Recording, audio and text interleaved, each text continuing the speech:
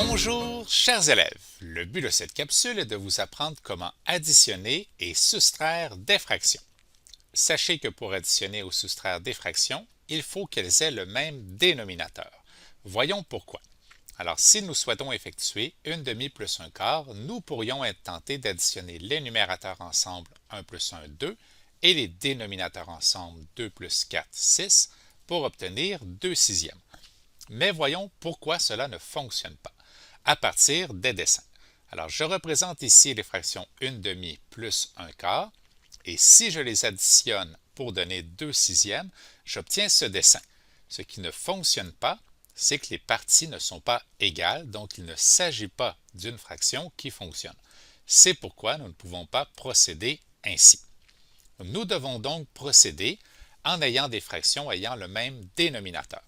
Je veux effectuer 1 demi plus 1 quart, je pourrais convertir 1 demi en fraction sur 4. Au dénominateur, je vais effectuer 2 fois 2 pour trouver 4.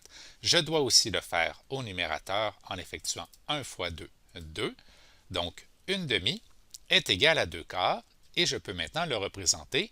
Et nous voyons assez simplement que nous pouvons additionner nos parties ensemble pour trouver 3 quarts. Et nous voyons que les parties sont égales, donc il s'agit bien d'une fraction.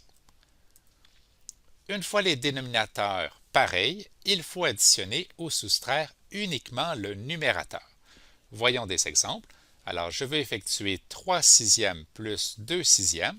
Je vais simplement additionner les numérateurs 3 plus 2 pour trouver 5 et garder le même dénominateur 6 pour la fraction 5 sixièmes. La soustraction fonctionne de la même façon. J'ai 7 huitièmes moins 4 huitièmes. Je vais soustraire 7 moins 4 pour trouver mon numérateur 3 sur 8 pour la fraction 3 huitièmes. Voyons d'autres exemples où nous devrons convertir au moins une des fractions. Alors, je vais effectuer 1 tiers plus 4 neuvièmes. Je n'ai pas le même dénominateur. Je peux toutefois convertir 1 tiers en fraction sur 9 en effectuant 3 fois 3, 9. Puis au numérateur, 1 fois 3, 3. Donc, 1 tiers est égal à 3 neuvièmes. Et je peux maintenant additionner mes numérateurs, 3 plus 4, 7, pour la fraction 7 neuvièmes. Dans l'exemple ici, 7 dixièmes moins 3 cinquièmes, je pourrais convertir 3 cinquièmes en fraction sur 10 en effectuant 5 fois 2, 10 au dénominateur, et 3 fois 2, 6 au numérateur. Donc, 3 cinquièmes est égal à 6 dixièmes. Je peux maintenant soustraire mes numérateurs. 7 moins 6, 1, donc la fraction 1 dixième. Vous aurez peut-être à additionner ou soustraire des fractions dont les dénominateurs ne sont pas des multiples de l'autre. C'est le cas ici pour 3 quarts et 1 tiers. Nous devons donc procéder en trouvant un nouveau dénominateur pour les deux fractions. Nous allons trouver les multiples de 4.